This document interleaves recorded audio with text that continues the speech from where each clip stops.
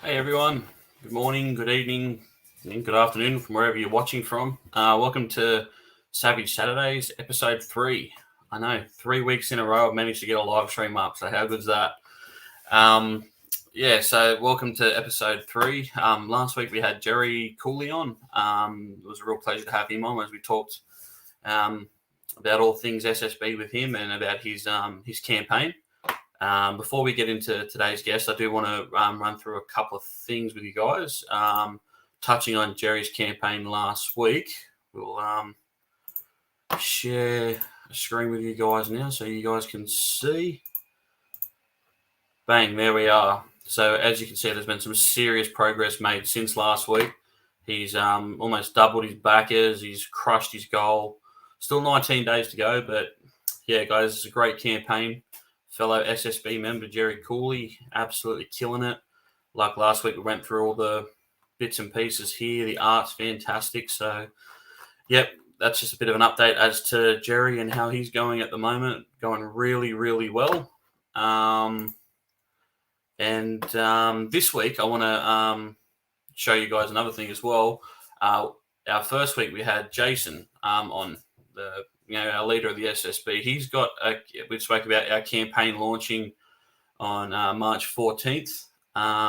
Jason now has his pre-launch page up, ready to go. So guys, head over to that. He's already at 45 followers. He's absolutely killing it with the followers at the moment. So guys, there's another campaign for you guys to jump on as well. Get ready. Pre-launch page is up.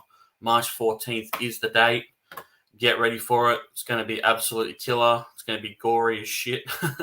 So, it's going to be tops. So, there's that. We'll come back to that a little bit later in the day, in the stream, sorry. But for now, I want to introduce today's guest. Today's guest is, like it says in the description, the workhorse of the SSB, Chris Michael. I'm going to add him to the stream now, and let's go. What's going on? Not much, man. How you been? Yeah, same old, dude. Same old. That's the way to be. Work a little more, try and sleep, get back to work. Yeah, cool. Yeah, like I said, workhorse, just Chris and the word work just go together in every sentence. So I've been working since I was 12, so I guess it fits, right? There you go, yeah. So everybody, Chris, like I said, he's the workhorse of the SSB. I don't think anybody can deny it. He's the driving force behind everything we do. Today we're gonna, delve into that brilliant mind of his. First, we'll start off with, Chris, tell everybody who you are and what you do. Christopher Michael from Homebrewed Comics, and I'm like the jack of all trades, I guess, in this group of ours, right? I mean, distribution, organization. I try to help out everywhere I can. Some marketing stuff. Chat is blowing up. Right now, the big focus is working with Drew, on distribution channels and more of the business side of things, letting everybody else kind of take over the face. I love the fact that we have this, Savage Saturdays and the Savage Talk and all these different outlets now for our team. Seeing Gerry and Dennis really take over the Instagram, you take over YouTube. That's been great. So big thing we have right now is Drew and I are hard at work. In fact, we have a meeting tomorrow night to talk about getting our books out there, where we want to be, what we want to do, what we think is a good fit for the brand. Yeah, no, cool. Perfect. Like I said off the top, workhorse. always doing stuff in the background. Like I said, driving force behind the SSB. Take us back to your when you first entered the SSB. What was it like then? How have you changed it in that regard? And just take us on a trip down memory lane. How was it then? When I first joined the SSB, we were a group chat on Instagram, and I think if I'm not mistaken, it was created at first with Jesse and Jason as a way to, help each other a little bit. And then I think just to just shoot the shit, like just a group chat for comic creators to throw stuff in there, get feedback on work. And I'm pretty sure that we just all hated the same one person and wanted a safe space to be able to say how much we hated their crayon drawings. Jason can correct me if I'm wrong, but I'm pretty sure that was one of our main topics, was how much we hated Crayola Boy. Or Animal Heads may have been the topic at the time. I don't know. And I remember looking at our group and seeing the amount of creative energy we had. And at the same time, I was working in distribution and learning a little bit more of the ins and outs of the industry. And I'm close. Okay, cool. So it's been a few years. It's been like 3 years since we started really with the group chat. Yeah, Animal Heads was first. So I learned more about comic book distribution and why independents were not as heavily shown in comic book stores, mainly because lack of consistency, lack of titles, shelf space. There's all this different thing, all the different things that go into it. Return on investment. There's a whole binder of crap as to why indies don't do well in comic book stores. And so I said, well, hey, the biggest piece of feedback I'm getting from stores is shelf space and consistency. So if we have 8 or 9 people that are putting out books, you can stagger the books, and that way every month you have a new title in your shelf space. So if you have a couple stores that carry, say, Savage Sandbox, and we have 4 pieces of shelf space, we just have to make sure we have 4 titles that get released that month. Doesn't have to be the same title, just has to be similar titles. So that's what my thought process was like, hey, we have all these guys, all these books, let's put them on the shelves. And that's really where the idea started. And I went to Jason, was like, hey, why don't we do this? And I think that kind of just steamrolled into everything we have now. We're working on our trade paperbacks, and now we have the group Kickstarters. And that was another big thing, was as an independent, let's look at your first Kickstarter that you did by yourself. And I believe, Jack, you were already in the SSB when you launched yours, right? I was, yeah. So I'll go back to my first one. It failed. Okay, my first Kickstarter failed, mainly because I was an idiot and didn't know what I was doing, launched it wrong. I can go into the laundry list of reasons why my first Kickstarter failed. Main reason was I was asking more money because I didn't know anything about Kickstarters. I asked for way too much money. I made more than the Kickstarter actually did fund higher than what I needed. I just didn't realize it. And so second go round, Jason really helped me promote it, even though I soft launched again by accident, launched completely wrong again. And we were able to fund within the first day. And so I saw that. I saw everybody in our group really getting funded. And I said, hey, if we have this group, then we can have, a group of guys say, I'm marketing my book and I share my stuff. And then Jack, you share it. And now we have 9 people sharing the same campaign over and over again. Well, that's 9 different people and 9 reach. Your reach is much broader than just me sharing my stuff. Mm-hmm. And really, when this whole thing started, we didn't have YouTube, we didn't have Twitter, we didn't have Facebook presence at all. We just had Instagram. Yeah, it was very bare minimum. Yeah, now, I mean, look at Gerry Cooley, right? Yeah. There are books out there that launched almost a month ago, haven't even broken $1,000 with, established creators. And then you have Gerry Cooley, who isn't as established as some of them, and he broke his funding in a day. So the proof is there, and that's not me saying anything bad. That's just looking at raw numbers side by side and saying, you have a group of people pushing a book here, and you don't hear what works, right? Larger marketing base always works. And then on top of it, we have people like Drew in the group who bring different elements to the table. Drew has done these large collaborations with multiple creators before, where none of us have. We've all worked on our own books, Oh, thanks, Heath. Really appreciate that, dude. Drew works on his own books all the time. And so what he brings to the table is, hey, I know how to collaborate. I know how to put all these books together. I know the format for trade paperback and the short story novel things. Mm-hmm. Then you have Jason, who, he could be a bouncer 1 minute and, editor in chief the next, because he's also not afraid to tell us what sucks, right? 100%. And then you have Gerry and Dennis, who, the minute you meet them, you want to hug them. And they're opposite too. So Gerry, like he can hug the tall people, and Dennis can hug the short people. Yeah. Dennis and I are the same height. And then you bring in like you and Cooley and Nick, for instance, right? You guys have this creative energy out there. And honestly, like you taking over the YouTube channel has been great, because that's something you like to get in here and shoot the shit. Mm-hmm. And as much as I love doing YouTube channel, I can't do it as much as I'd like to. So I'm glad someone's taken over that. Mm-hmm. So getting everyone together and really establishing these places has been something I've been hard at work at. Beginning of last year, we said we put out a list of things we wanted to do, right? And let's be real, we didn't achieve them all, but that's also because this isn't our full-time job. Mm-hmm. But I think last year we learned quite a bit. I know I did. I learned a lot about distribution. I learned a lot about where I want the SSP to go. I learned a lot about business in general. And then this year we said, well, we're gonna restructure, right? Mm-hmm. We actually have structure to the brand now.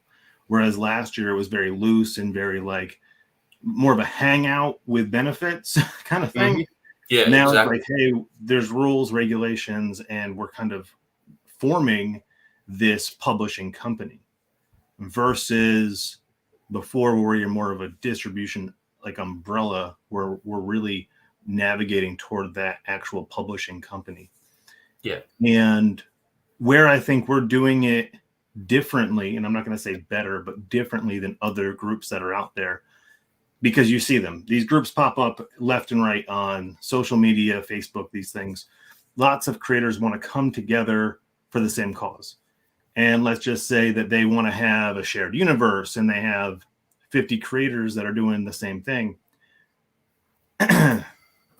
You're gonna have a lot of problems coming out the gate with 50 guys trying to move in the same direction, because even though you're moving in the same direction, you're not moving at the same speed or the same path. And you're going to cross paths, you're going to cross problems and all this stuff. I think the fact that we've gone 3 years and we're growing each year, I would much rather have that at a slow pace than all of us trying to build a website with all these different titles and growing too fast for ourselves and burning each other out and falling apart than I would, hey, we launched our books. Now we're 3 years in, we're looking at Barnes and Noble and a couple other things, and we're on the same. Yep. So, and there's my cat. No, I agree. Like you said, a lot of those other,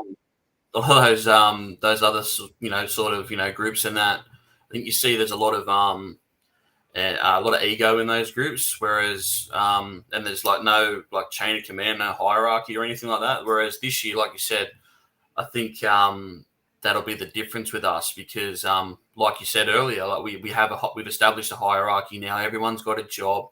Everyone knows their place, sort of thing. Everyone knows what they have to do to contribute to the cause and whatnot. But also, I think the difference, and we spoke about this on the other previous live streams, is our willingness to help each other succeed. Not, like, for example, I remember there was one of those groups where one of their, people, one of their members went to Kickstarter and they failed their campaign. I think it was like $50 or something like that.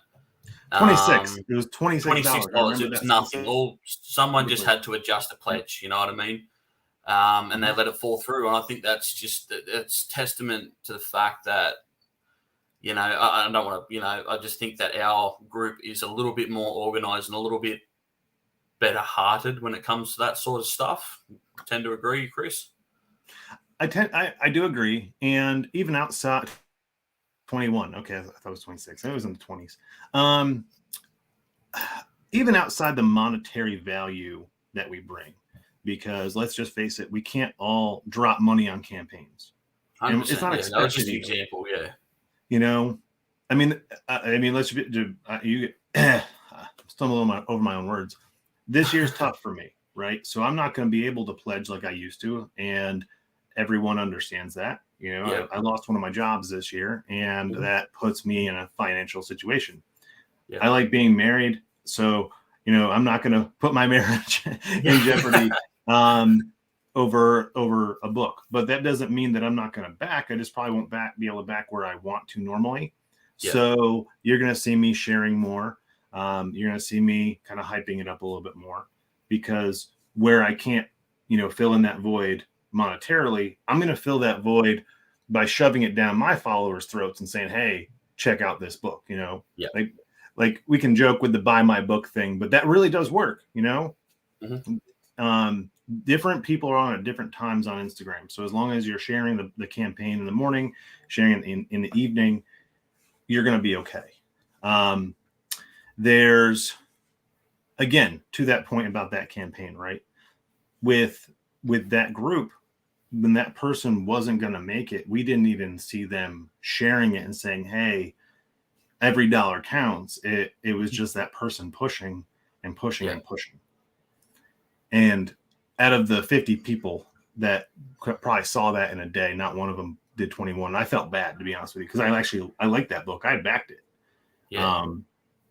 And it would be nice if every group did this. You know, if you're going to independent comics is tough as it is. You know, if you're in a group, your group should be promoting you as much as you promote them. Mm-hmm. Especially when you see a lot of those sort of groups that are preaching the whole, you know, we're a community sort of thing. You know, that's like, it's not very communal. You know what I mean? When you just when you just hang something out to dry like that. Give me 1 second. You know how I'm always working? My work just like called me 3 times in a row. So let me text this guy and just make sure one of my stores isn't burning down. Like I said, guys, there you go. He's even working when he's working and not working. He just doesn't stop I work in taxes. So, and I have 88 employees right now. And it's a Saturday. So if I don't pick up my phone or at least make myself available, I need to know. I just need to make sure he doesn't need anything. I just shot him a text. He'll be fine. I apologize. My work doesn't stop until about 11 o'clock at night when they actually shut down. So, you know, that's the life of being a regional. But, you know, with comic books especially, you know, and that's what this whole chat, that's what this whole group is about independent comics and creatives. There's so many of us out there that we shouldn't be by ourselves. We should be banding together. We should be working towards the same goal. You know, I look at other groups and I see some involvement. I see no involvement. I see just tons of different things all over the place. What I love about the Savage Sandbox is not only do we have this wide range of titles from suspense and horror down to action comedy, right? Mm-hmm. But we see a group of guys that may not even talk all the time. But as soon as I open up my Instagram and I see, oh shit, Gerry Cooley just broke a stretch goal. I got to share. Mm-hmm. You know, let's hit the next one. You know, or Jason's campaign he just launched his page. Well, let's get it to 100 followers, right? Mm-hmm. I get excited when I see my friends succeeding. Just like you guys get excited when C.R.I.T succeeds. 100%. You know, like we're all working towards the same goal. And that's what this whole thing's about. It always will be. And I gotta say this. I'm really proud that this year our first book launched funded in a day. Okay. Yeah. Let's just celebrate the wins right now. First book of the year launched and funded in a day. And not only that, you and Jason, you're launching on the same day, right? We have ideas for cross promotion. We have sign up pages going out. Jason has more signups right now on his third campaign than he's ever had. And being real, your first campaign should be your easiest because friends and family come out first. They come out swinging on those campaigns. All right. You always see a huge like following on the first book if you do it right. Second and third books, it kind of drops. Because you lose that friends and family who they were there for the first book. The second and third book, they're like, oh, they're already doing their thing. They don't need my $5 anymore, right? Exactly. Yeah. So when Jason's out there and his third campaign has more followers now than his last two, we're doing something right. 100%. When Gerry Cooley funds in a day, we're doing something right. When Drew launches his book in a little while and it funds in a day, we're going to be doing it right. And that's my goal. Every campaign that launches this year, I want to see it fund in one day. Yeah. That way, the book's getting made. We got nothing to worry about. You get some more gravy in the funnel there, and we can start working on some stretch goals, and we can put that money towards more books for these readers. I want to see Colt 4 and 5 in the next 2 years. I personally, I'm looking forward to my dude Celestial Knight. I can't wait for that one. And the panels I'm seeing that Jason is sketching out for his book, I'm looking forward to that one because he did announce it, so I can talk about it. Happy Boy, come on. We've seen Happy Boy, I think, in our group for like almost 2 years now. And we're finally seeing this stuff come to fruition. So this is going to be a big year. I'm doing Crit 7 and 8 this year as well. Crit 6 will be shipping soon. And I get to unload the little goblins, which is going to be fun. And I should be launching as well, finalizing the Mr. Wizard and Friends book by itself, which will be the first entry into Tales from the Crit. I didn't have a say in that one. That was my guys. They said it has to be Tales from the Crit. And since this is the first show I'm doing actually this year, and since I got the news last night, I have been contacting back and forth with Paizo, who is the creators of Pathfinder and Starfinder, and they have given me licensing permission to publish under their creative license. I can publish my next entry into the Crit universe is actually a spacefaring story. You and I were talking a little bit. It's going to be kind of like Star Wars, Mass Effect, Guardians of the Galaxy style stuff, written in the same form that Crit's written. So everything you read happens at the table. It's all organic storytelling told in space. And that I had been contacting them for the last 2 weeks. We've gone back and forth on email quite a few times.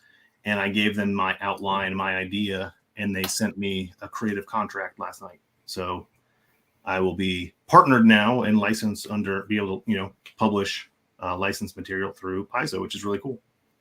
That's awesome, man. Congratulations with that. That's all your hard work coming to fruition, mate. Well done.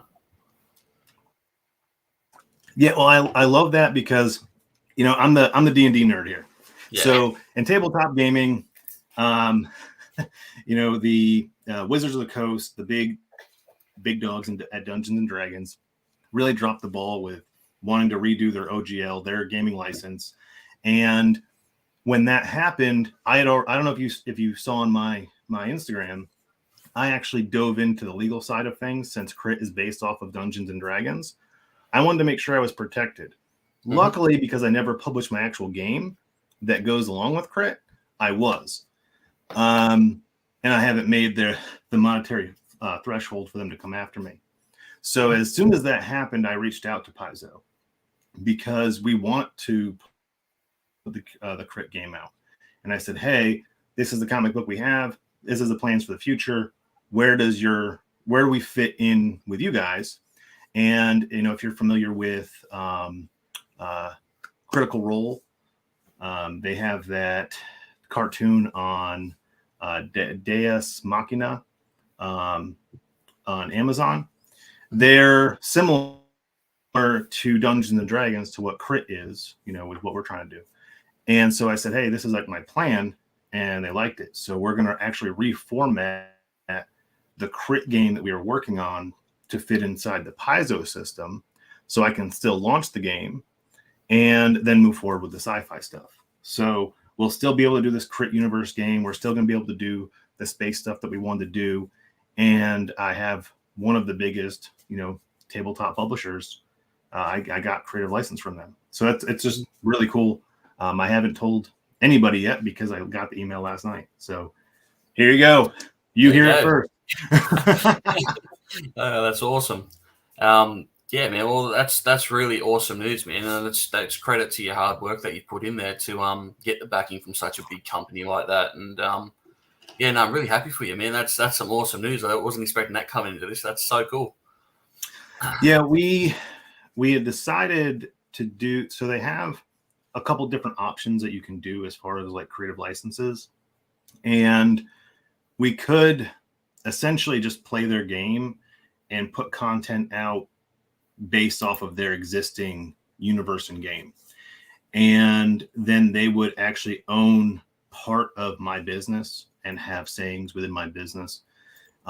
Because, Homebrewed Comics is an entity. I have the LLC on it and I own the rights to it. So I wasn't ready. And I talked to my team yesterday. We're not ready to partner like that because I think we're still a little bit too small and we are a little bit too independent to have somebody much bigger than us telling us what we have to do and how we play. Exactly. Yeah.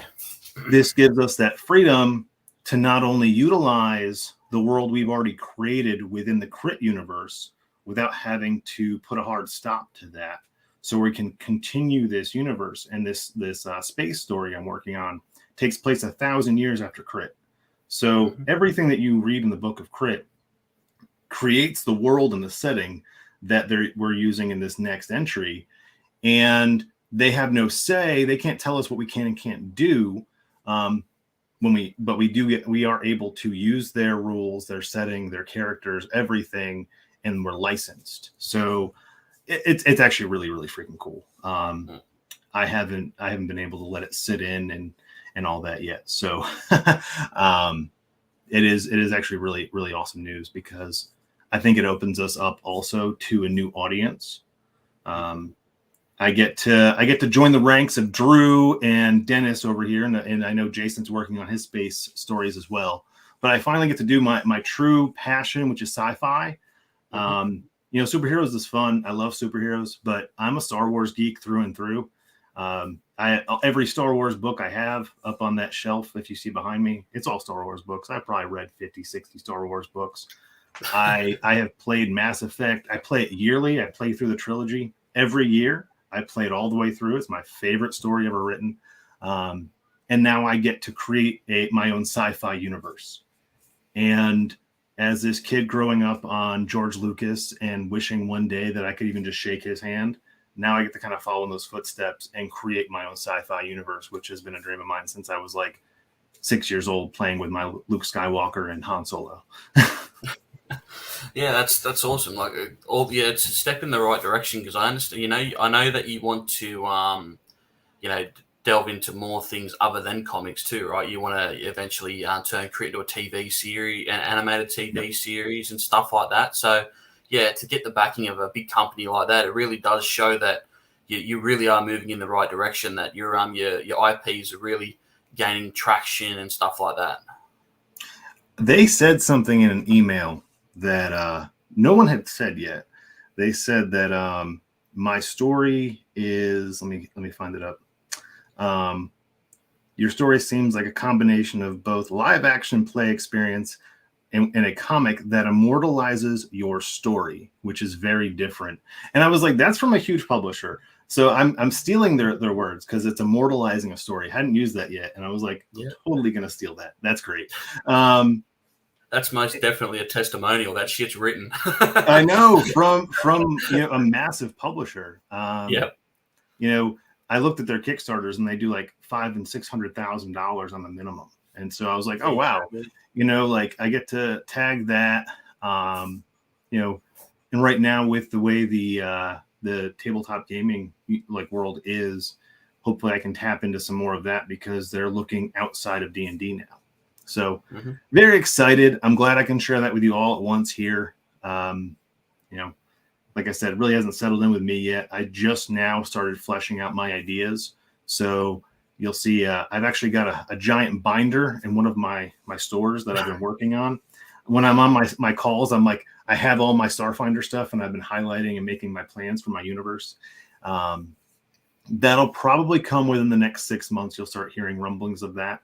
I would like to do 3 books all at once. I have, Mr. Wizard and Friends, which I've written, and Robert Nix is doing the art for. Him and I are right now talking about how that's going to work as far as contribution and ownership on that. So I've got that title. I've got C.R.I.T, which is at this point 100% my team and myself between the writing and the art. And then I have this new sci-fi universe, which we have not named yet. It's literally in its beginning state of fruition. I will say, so far we have the guy who plays Caliber and C.R.I.T will be a little rat guy. He'll be 4. Actually, I sent this to Dennis. He has 4 characters. They're all brothers, and they're all different mechanic classes. So he's like a smuggler. And I got to pull this up that I sent Dennis, because when Brad told me, hey, this is my idea for the character, I want 4 rat brothers, and they have cybernetic limbs and eyes that they interchange between them at random times. And their names are Eeks, Squeaks, Leaks, and Meeks. And you never know which one you're going to get. And they wear an eye patch, but they don't need to. They just move it around to screw with you so that you think that they have an eye patch. That's one of the characters. And then, 4 of the characters. You never know which one you're going to get. And apparently they're all going to look alike, and they're going to change names. It's like 4 twins that you never know which one you're really talking to, which is going to be a lot of fun to write. And then Terrell is going to take a healer class, like a cybernetic healer class. And Austin is going to be a space wizard. So that should be fun, because he's going to be like our Jedi of the group. Yep. And then we have a giant lizard who is like a tank, like beefy dude. Probably not going to talk that much. I'm probably going to make him grunt all the time. And I have my own ideas for my own DM characters that I'm going to throw in and out. So it's going to be quite the story. I've already written the first setting that we're going to play in, where they get to explore this space station that exists in the universe now.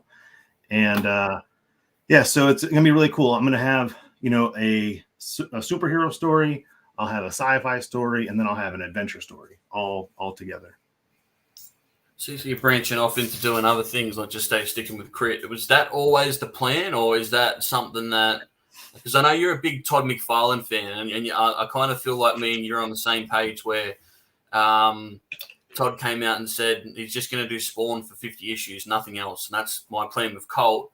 But after you've released, a couple of, a book, and you kind of see all the other boys in the SSB moving around with some other characters and stuff like that. Jason, for example, with Tales of the Pharaohverse, and Drew releasing 500 books a year, 500 different characters and all that sort of stuff. Well, when you live in the Taj Mahal and you can afford it, just let your ceiling a little bit and pay for a book, So is that always the plan, to stick with C.R.I.T until that story? Never been a plan, Jack. I've never had a plan. I always shoot from the cuff. I've learned a lot in life, and if you plan out every single thing, it's going to go wrong in the way I work. If I've made a plan and I've set my mind to it, it's going to happen. And the only thing that I've ever set my mind to is making C.R.I.T reality. Mm-hmm. When I lost my job and we started playing and I started working on it, I said, I'm going to do this. Mainly because my wife said my art sucked at the time. And so I had to prove it wrong. And that's always a great motivation, when the wife says, that's a bit shit. So I'll fucking teach you. Yeah, that was like my first motivator, was my wife telling me that my art wasn't that good. I was like, well, I guess I need to get better at it. And really getting that feedback off of the first issue and hearing people say they really liked what we were doing.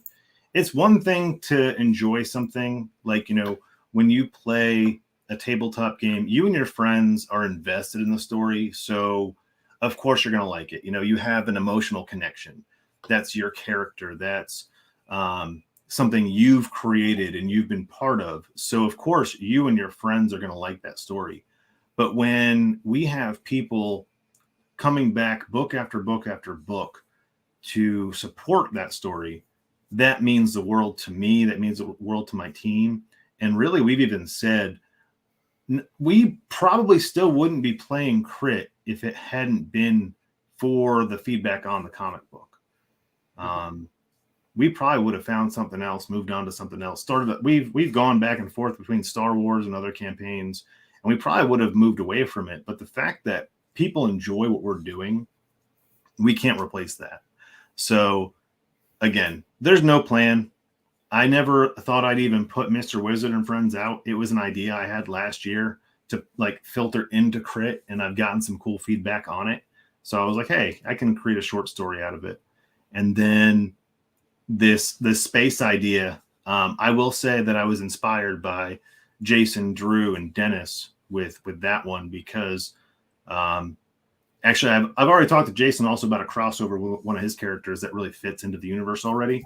I was like, hey, I want to do a crossover. This one fits. Let's make it happen. And he was like, oh, that's cool. I like it. But when I was lettering Celestial Night, and at the very end of Celestial Night, you know, you get this team of guys that just like crash in on the party.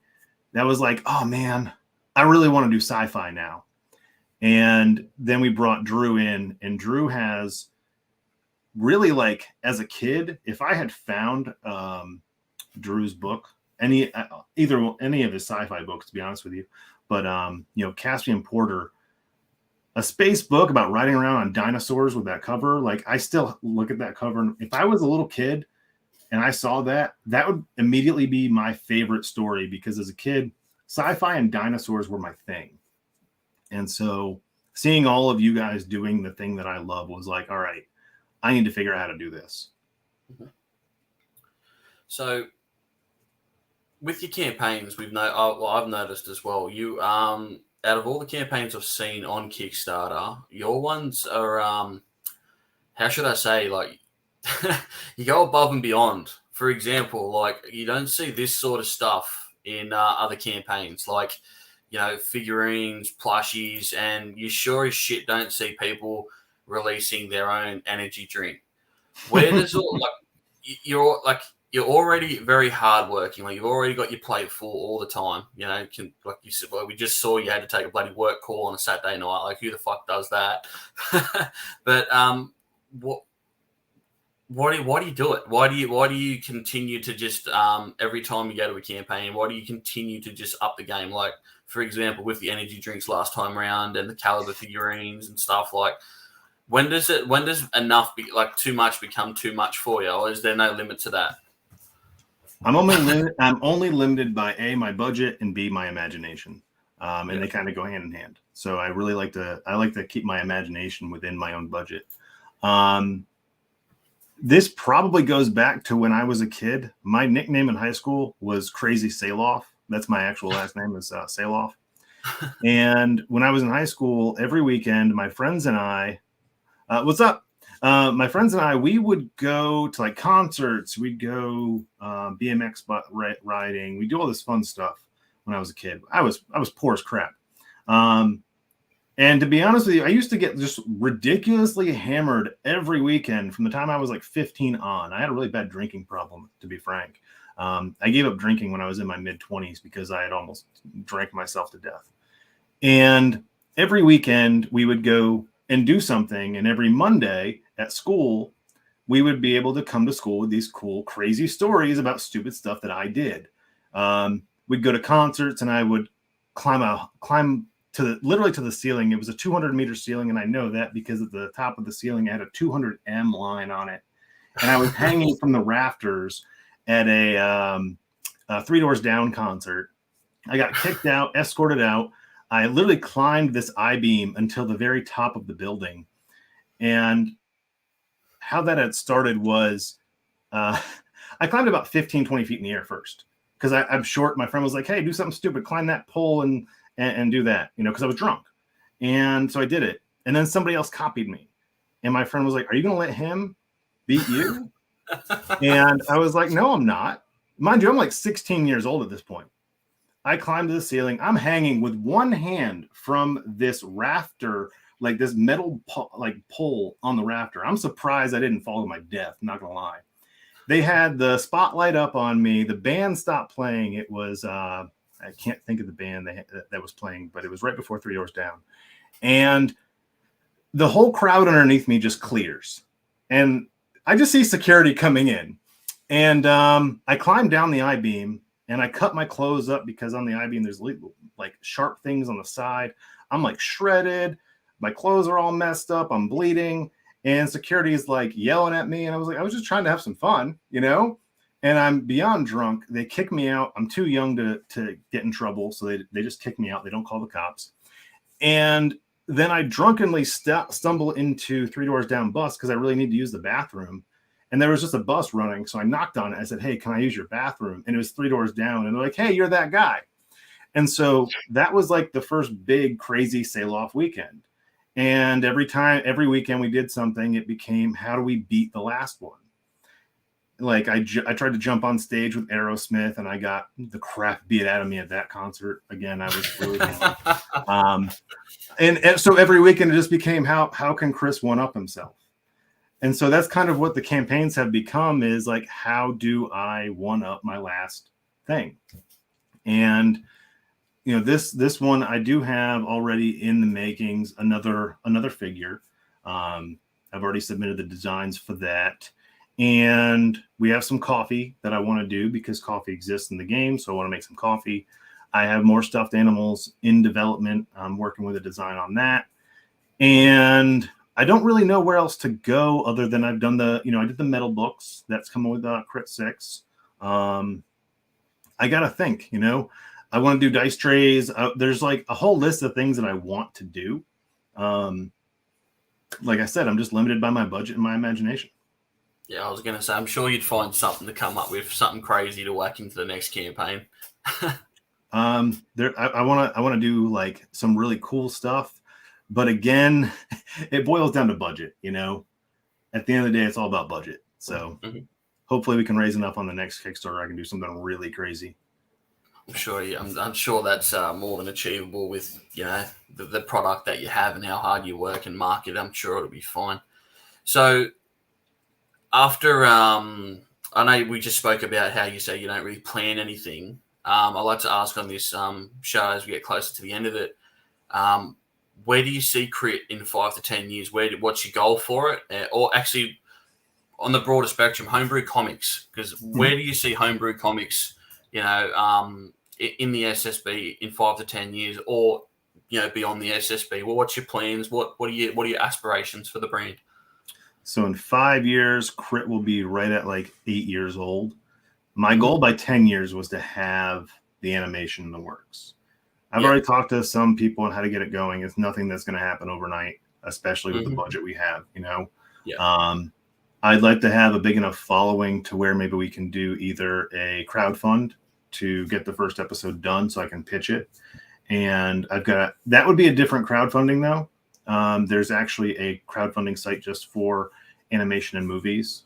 And I've actually already spoken. I've been in contact a lot with a film studio that I've worked with on other projects. So I've talked to them at length about how to get there, and they're willing to give me any support I need. We just need the financials. So that would go into a more of a shares program where people like big investors come in and they get shares of part of the cartoon. So I have to figure out how much of that I'm willing to give up. Because I already have the contact list for Apple Animation, for Apple TV, who they don't really have any animation. And to be frank, that's where I want to go. I want to go to Apple, mainly because I like the content that's there, and I like the idea of being somewhere where we're not going to get drowned out by the noise. And I think that would be a good platform.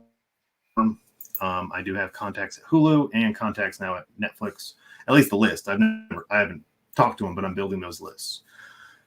So I want to have that.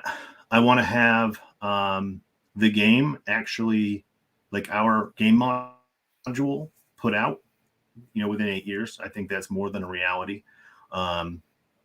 And right at 8 years, we should be coming up to, honestly, on the end of the story. It's only 42 books, and we're like 7 books in now. So in 3 years, if we did 7, I can't do the math, but hopefully I can ramp up production and we can be at 42 by the time we hit 10 years. I think that would be good. And I don't want to do past 42. That's the hard end. C.R.I.T does end. We literally actually, I'm probably going to live stream the last game here in a couple months. We've been playing this game since 2018, and we're at the last 2 sessions. So after this, C.R.I.T will be, the story will be done. It'll be written 100% ready to go. It's going to be a hard thing to let go of. Not going to lie. These characters we've been playing month after month after month for 5 years, since 2018, 19, 20. Yeah. So 5 years, month after month with these characters. That's going to be hard to finish out. And they all don't live, actually in game, a couple of them already died. So that's going to be an emotional last session. And I'm really stoked to really, share that with everybody. And then start writing, like I said, this new Starfinder campaign. And I don't think I want to spread myself any more thin than that, to be frank. Yeah. Because I have the SSB, I have the homebrewed stuff, and I do the lettering too. Like I just pulled up Gerry's book today. So Gerry, you're in the chat. I have your stuff on my computer right now. I took a break to go to the gym. I'm still working, but it'll be done this weekend. And business-wise, I want to get Savage Sandbox to a point where we're able to take submissions. We have books regularly coming out, and we have more of a name than we do now. Like you look at like some of the other smaller indies, like Source Point Press, for instance. I actually really like their business model. They're ingrained in like music and comics, and they have an edge. I kind of like their thing. And I just want us all to also still be doing our thing, So whatever I have to do to be able to continue doing what I'm doing and then helping you guys get to where you want to be. Hopefully Jason and I don't kill each other by then, and I don't jump out of the chat 5 times for hitting the wrong button. Fair enough. So the truth comes out about that, eh? Oh no, that was a joke. No. Yeah, I know. No, but yeah, is that something you just touched on music? You're musically inclined. I love music. I think everyone loves music. Is that something you could kind of see making its way into the SSB, or nah? I don't want us to lose focus. Let's be real, just right? stick to the goals of what we have now. The comics. Yeah. Now, if we make a whole ton of money, Jack, I'll fly you up here and we can make music all day long. Again, the only thing that we are limited by in this group is the finances. It's funds. Yeah, exactly. If you get down into the nitty gritty of it, we're only held back by finances. That's what most creators and comics are held back by. Yeah. If I had more money, we'd have more crit because I wouldn't have to draw it all. Let's be real. Yeah, exactly. I would pay somebody. We'd already be on book 10, 12 by now. Exactly. Yep. I just don't have that kind of funds, and I don't want to ask somebody to work on a book for cheap because that's not who I am.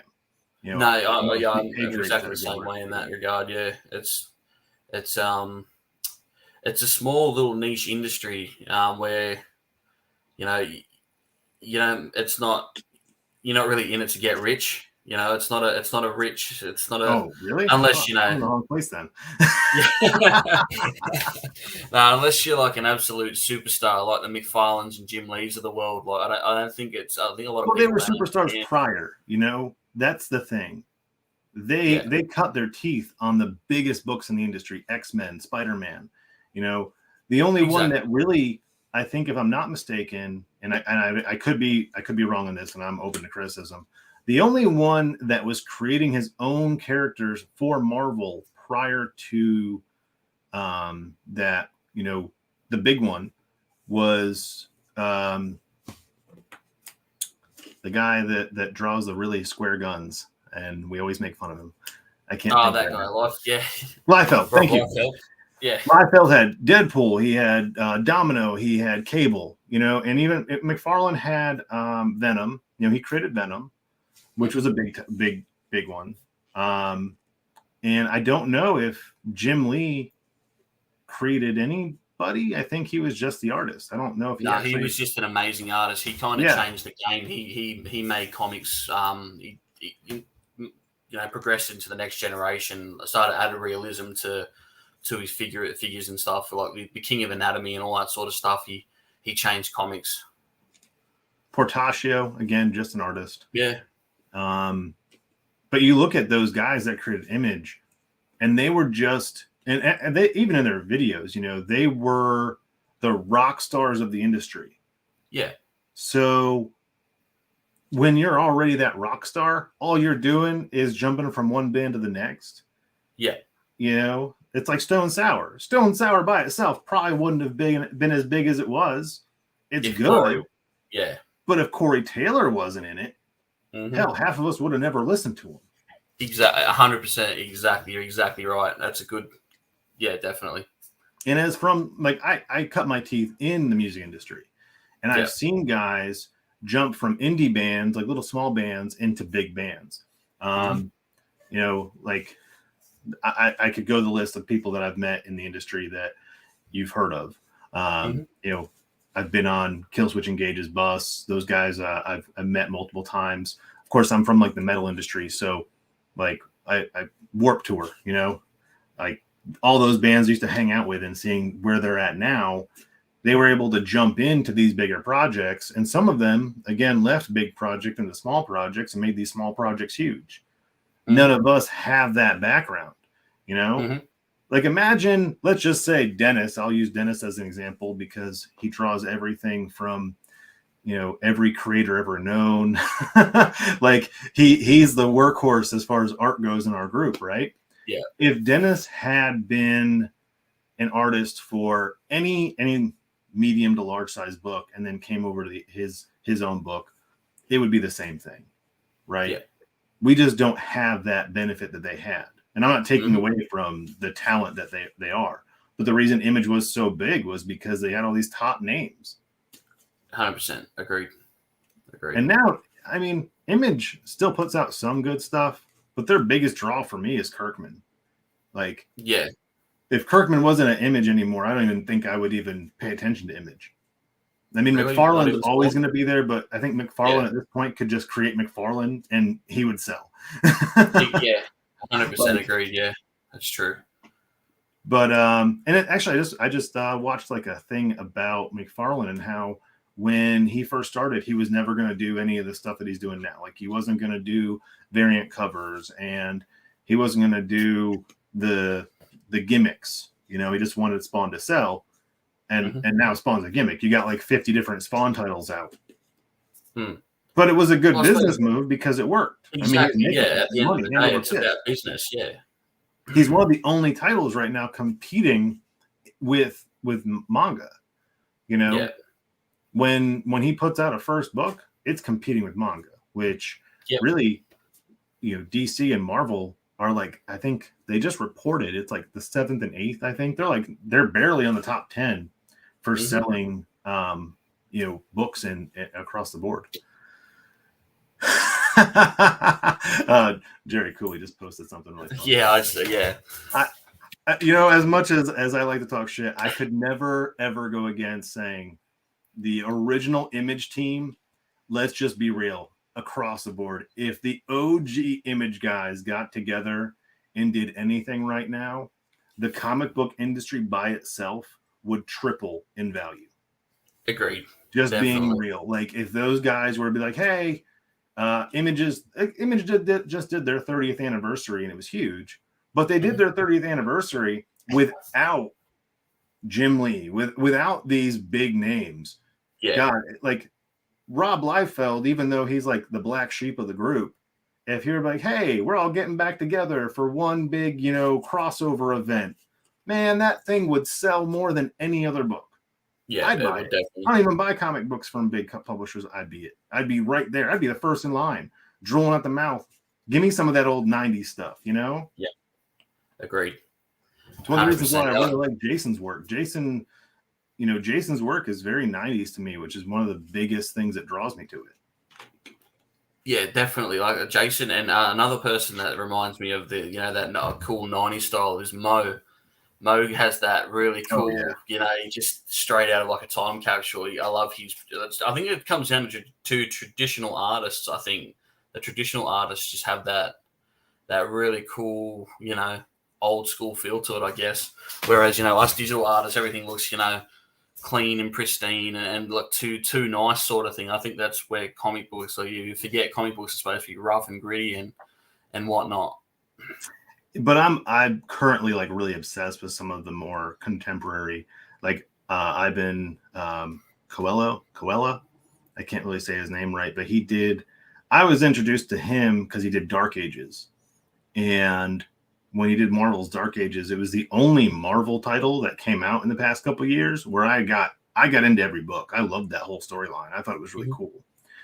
It reminds me of something I would do in D&D. This really short, contained story. And I loved his art style. I was like, who is this guy? And I want to get close to that. Like, I love how he does hands. I love how he does everything. It's very like splattery, you're seeing as much of that style as I can do right now. As much as I'm obsessed with the 90s stuff, there's no emulating it without copying it. And for me, like it's very, yeah, me too. He's got such a style to himself. And I think that's where right now, if comics were as popular now as they were like the 90s, right? You would see like these guys who are up there doing their thing. I think Jimenez, he just did The Vigilant too. That guy, he's like all white and uses like two guns. He's kind of like Deadpool, but he's white. Mark Miller's book, and that dude's style is like absurd. You can't come close to it. It's so unique. And there's a few of them out there right now that really have their own style. The problem I have with modern comics, there's too many of them doing the same exact thing, but like that guy stands out. There's a couple other guys in the books that really stand out on their own with good style. There's a lot of them out there that have the same bad style, and I can't get into it. Like, who's ever drawing the Robin book where he's like this skinny little stick now? Like, I'm sorry, if you're an acrobat jumping around back and forth doing backflips off buildings and stuff, you're not going to have legs skinnier than my wrists. Like, it's just not going to happen. Like, go watch the Olympics and tell me any of those people, they are very thick from the bottom down because it's all leg work. They made Robin like a peg leg person and Nemesis. Thank you, Dennis. So some of these artists out there, I just really don't like their work. We were picking on somebody recently, and I actually think his work is somewhat better than some of the stuff I'm picking up and seeing. I'm like, what are these guys doing? Yeah, and that's another thing that I'm gonna touch point on this. You asked me where I want to be in 5 years, right? Where I want us to be. I don't want us to fall into what these big guys are doing. They're just pumping out titles literally just to make money, and you see some indie creators out there that will just put a book out just to make a few bucks. There's no care in the world for what it is. It's like, this is hot right now and put it out and I'm going to collect some money. And all that does is fill your pocket real quick. It doesn't build the brand. It doesn't extend the audience at all. It burns them out real quick. They get something stupid, they're done, right? And that's kind of what the big guys are doing. They're like, hey, we're going to do this story that makes absolutely no sense, but it's contemporary, so it sells. The first issue does well, and then it falls off, right? Yeah. The reason manga does well, kids love it because they get a contained story. It fits. And here's the big thing, we hear all this talk about like diversity and inclusion and all this stuff. You go read a manga book. I know, because me and my kid watch anime and read manga, and it's all organic. It's all there. You've got people of every different background you can possibly imagine, and one story, and it makes sense, and it doesn't feel any which way. It's just there, and you like it, and you don't like have to. And when it ends, you know, like you don't have to sit there and wonder, are they going to bring the characters back with, you know, different styles? No, story's over. We're moving on to the next one. Yeah. Yeah, there's no it's quality. It comes down to, it's just the one word. It's quality stuff. It's and that's where I think Marvel and DC lack a lot. Like you said, touching back on the bloke we were speaking about, when, you know, I kind of agree with you. Some of the stuff that he's doing is better than some of the stuff you see. Like, you see some really, really horrendous, like, for what they're getting paid and for what they are, they should be doing a lot better work. You know, like, I'm nowhere near a professional artist myself. I'm not that great, but I can tell you, if I was working on some of these you know, like titles that these guys are working on, I can guarantee you I could turn in much better work. You know, like it's some of the stuff is, it's like it discredits to what's come before, and I think that's why you see Marvel and DC slipping down those tallies, you know, and manga starting to take over, because, like you said, you read it and you watch it yourself. The manga, it's good quality stories, and it's, I think they do have that advantage where, like, you know, they have that anime style. It's all like, it's kind of the same in a regard, but yeah, at the end of the day, it comes down to quality over quantity, and Marvel and DC are just throwing out some, let's call it what it is, some dog shit titles, and the art in it is kind of dog shit as well. Yep, and he's right. There are a few unicorns. There's a few, but there's always been a few, right?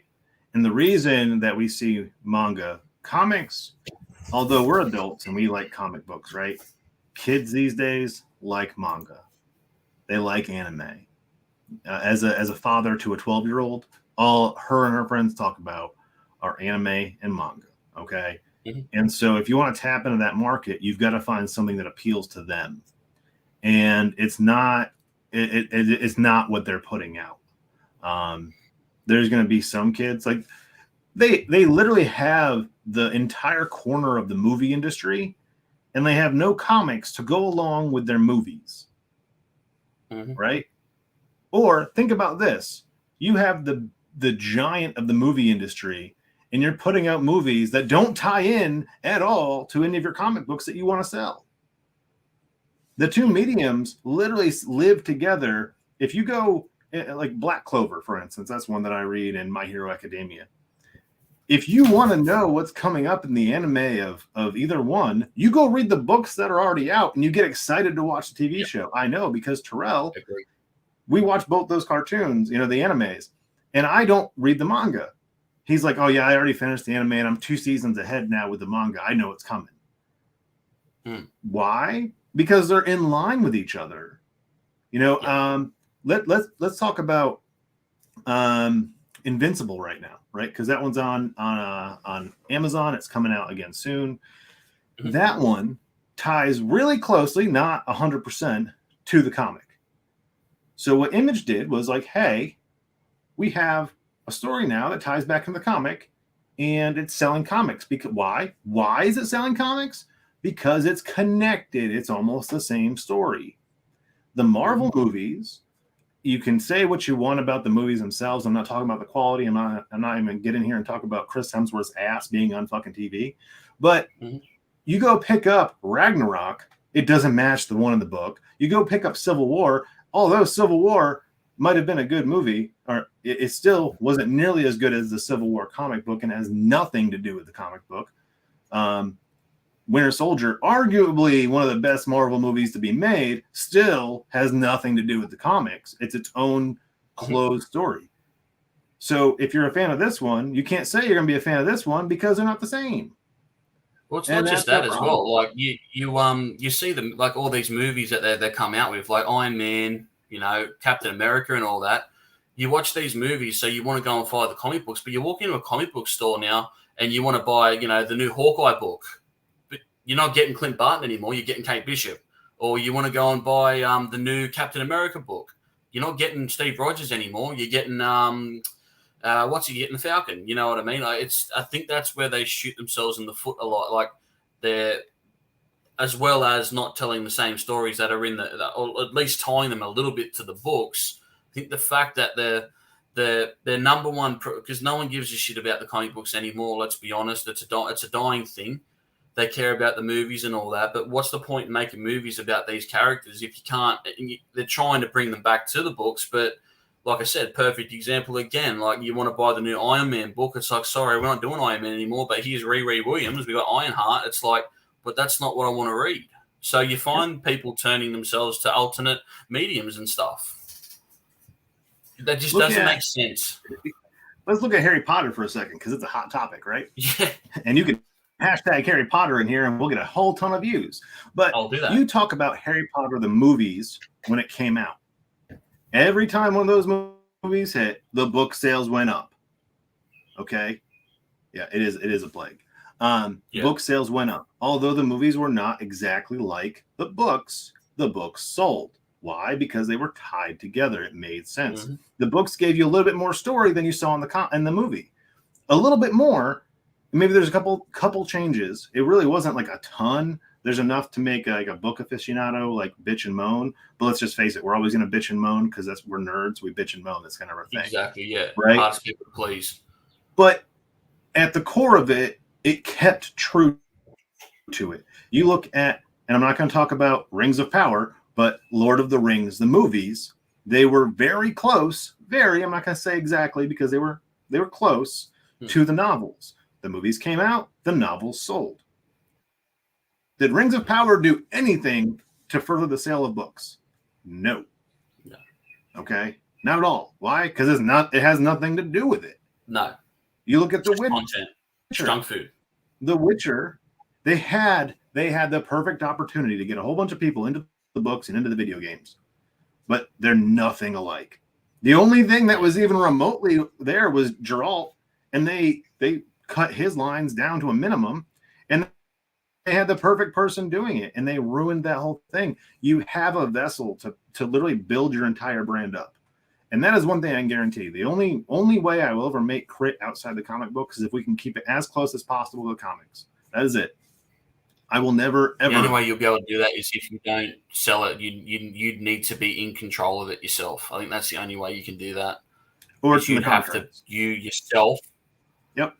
And there's a couple things in there that if we have to swap a few things around to make some people happy, I've already figured out who I'm okay moving around because they don't matter. But the core group of Crit will always be who they are because they're based off real people. Okay. Mm-hmm. And that way, if you ever go watch the Crit movie or animation, wherever I go and do, you can come back to the comic and you get roughly the same story. The Crit comic is actually a little bit different than the game because we're using a different medium to tell the narrative. Mm-hmm. And when you switch mediums, you always have to kind of change a little bit to work within the medium. That's just a fact. Going from book to movie script, you're going to lose a little bit to make things fit differently because now you're watching it, right? When you're reading it, you have your head to fill these gaps. You have your animation to put it in front of you. When you're making a movie, you have to use different visual storytelling to get your point across.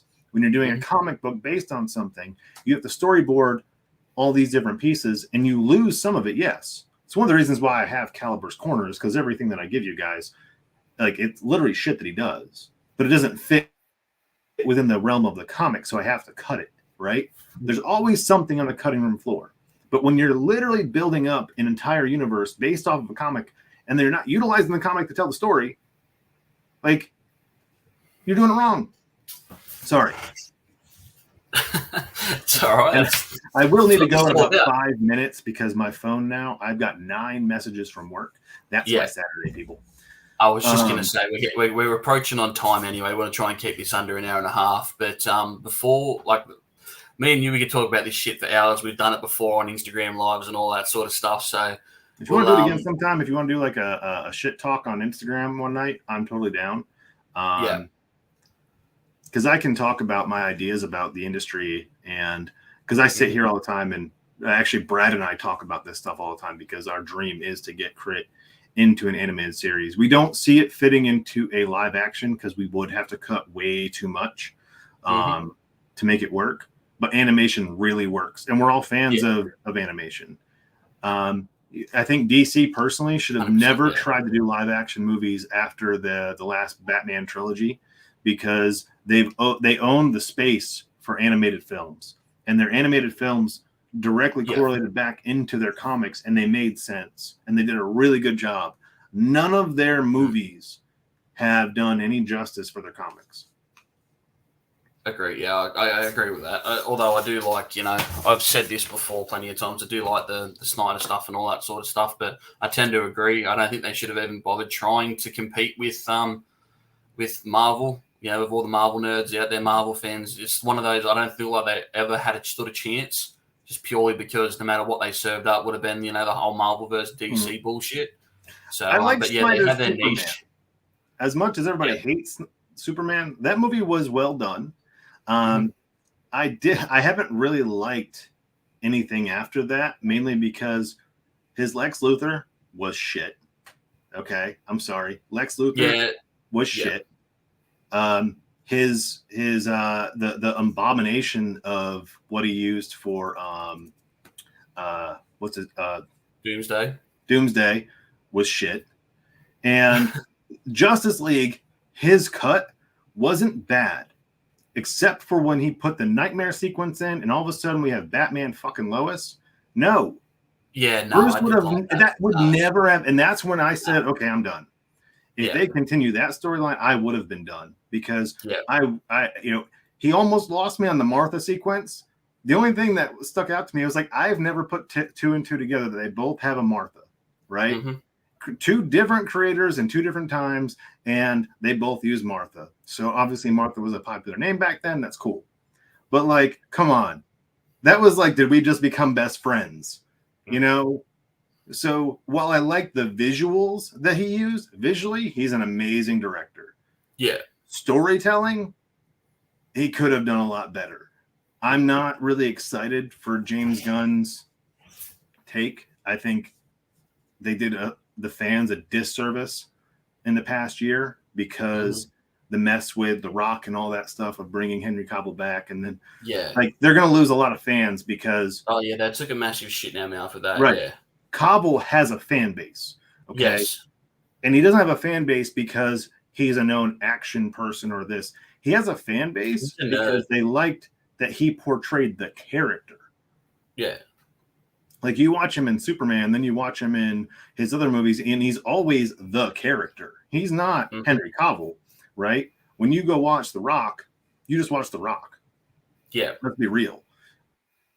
Rock has fans, but they're not fans of the characters, they're fans of Rock. Fans of The Rock, yeah. So, now I will say the only thing James Gunn has really done, aside from the first Guardians movie that I like, because I didn't like the second one, I liked Peacemaker. I didn't really care as much. His Suicide Squad was okay, but like his Peacemaker, man, that thing was gold. I still love that show.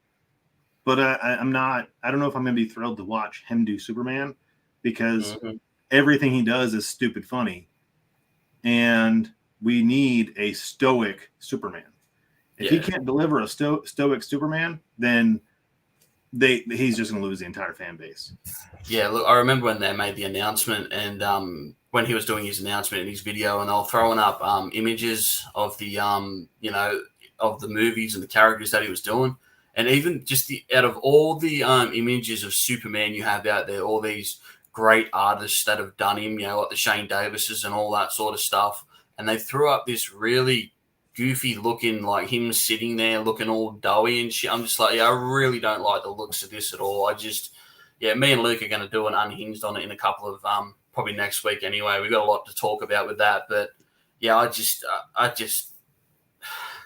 we've done it. It feels like we're on a bit of a time loop here. Like, we're going through it all again. We've done this a couple of years back with the Snyder thing. Now we're doing it with the James Gunn.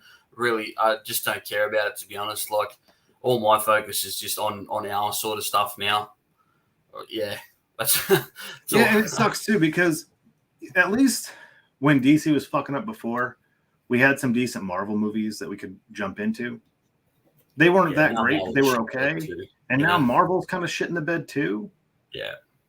And like, I'm not going to talk bad about any independent thing, because I will say, I think what Marvel wanted to do, or what they're doing, is really trying to use their characters to appeal to a broader audience. You know, like the She-Hulk fiasco, everyone was complaining about it. I'm like, but it was marketed as, Ally McBeal with a superhero. So all you had to do was get the Ally McBeal fans to come in. I never liked Ally McBeal. I have no problem with She-Hulk, but like, why do I want to watch She-Hulk if it's Ally McBeal when I never liked Ally McBeal? Mm-hmm. Now, if they had She-Hulk beating the crap out of people doing that thing, I probably would have watched it. I didn't watch it because I thought it was shit. I didn't watch it because I really don't care. Yeah. Like, I have no opinion, positive or negative, on it. Mm-hmm. So they didn't lose me there. They lost me because I wasn't that audience. You go into Ms. Marvel, I wasn't the audience. I think that James Gunn separating the universe might be cool, because with Marvel, everybody thinks MCU, big universe, action adventure, because it's an action adventure universe, but they're not marketing these things for what they are, and that's where they're getting the pushback. Mm-hmm. If they marketed Ms. Marvel, hey, a down to earth, like if you go back to when I was a kid, we had TGIF, Thank God It's Friday. It was a bunch of family wholesome things. It fit right in with that. It fit right in with kids marketed shows, and everyone that I know that had their kids watch it had good feedback for their kids. It's just not made for adults, and the majority of MCU fans are adults, so that's where they're losing those people. Now, when Ant-Man comes out, I'm looking forward to it. They better not fuck up Fantastic Four, which it looks like they're gonna, which sucks. They literally have some of the best people they could already use for Fantastic Four. Right there, they had them, and we're not going to get them. And I'm like, but no.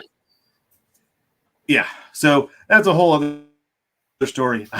I do need to get off here in a minute. That's another live stream. Yeah. We'll have to book another one so I can talk shit about everything. Don't even get me on Star Wars right now. But closing statements. I want to congratulate Gerry Cooley for funding in a day. I want to congratulate Jason for having more signups already on his Kickstarter than he has before. I want to call out the fact that Drew just dropped some really awesome artwork for his upcoming trade paperback, which is freaking sick. And I do want to let everybody know that we are working right now. Drew and I have a call tomorrow to discuss finalizing the Barnes & Noble orders. So expect to see some news soon. Perfect. Before I get into closing, I just want to say again, congratulations on that news that you dropped today. That's fantastic. And again, credit to your hard work. And on a personal as well, I want to thank you for everything you do in the SSB. We didn't really get to touch too much on how vital you actually are to the SSB and how much you actually do. And like, if Jason is the heart and soul of the SSB, you're definitely the spine that keeps it up. You know what I mean? Like, vice versa. How you can fight over which title you want. I like that. I like him being the heart and soul. I'll be the spine. Yeah. That's cool. Yeah. You're legit what holds us up and keeps us moving forward. So again, on a personal level, I just want to thank you for that. Before we sign off, we always sign off for these shows. I know we've been done 2 of them. This is the 3rd. But Savage Saturdays, Savage Talks. How about you give us a little bit of Savage advice, raw, uncut, something from you to the fans, something that you feel like you need to get out there to people and give it to a Savage. Just get off your ass and do it. That's the big thing. You asked me if I ever had a plan. No. I just picked up a pen and started drawing. I had no clue how to even draw shit when I picked up a pen. Mm-hmm. Okay. I just said, hey, I'm going to draw this thing. And I put an action figure in a pose and I drew around it. I mean, if I can do this, literally anybody can, because I had no clue what I was doing when I started. Okay. I get a lot of people that get in here. How do you get into comic books? How do you do this? You just do. I don't know anybody. And I know a lot of people that went to school to make comic books. Okay. Now I know there's a school for it. There are classes on how to do comic books. I know it's out there. But no one I know has done it. And I've met some big people in the industry, and they've all just drawn. So if you have an idea, put it on paper. If it's not that great, keep doing it. My first book wasn't the best thing. It wasn't, nearly as good as some of the artists that are in our chat right now. but you just kept at it, and don't let anybody tell you can't. Because my wife said I sucked, and I proved her wrong. So there you go. Get off your ass and do it. Thanks, yep, that's my quote. That's my quote. Get off your ass and do it. Get off your ass and do it. Sure, if you see this sign right here, I've had this sign for 20 years. Stay motivated and get off your butt. Perfect. That has been on my wall for 20 years. Everywhere I move, I take it. Yeah, well, if anything emulates what you do and what you've done, that's a pretty good quote to finish the show on. That's what Chris is all about, everyone. Well, I have another one downstairs that said, "If you can't be yourself, be your cat," because I love my cat. So there's another bit of advice for you as well. Well, Chris, thanks for giving me the time, giving us the time to delve into that brilliant mind of yours, and thanks for coming on. I know you're really busy, so I appreciate the time that you've given here today. Yeah, man, thank you very much. We'll have to tee up that live where we just shit talk everything. I'm down. Everybody that's been joining and watching this, awesome. Thank you for being in the comments. All the SSB boys here, of course, supporting, because that's what the SSB does. That's what we do. I look forward to seeing all the books come out. Perfect. All right. Well, that's it for today's show, everyone. Thanks for joining. Like Chris said, links to Gerry's campaign and Jason's pre-launch page are in the description. Thank you again, Chris. Thanks for coming on, and I'll see you next time. All right. Take care. Take care, brother. All right. Thanks a lot, everyone. See you next time.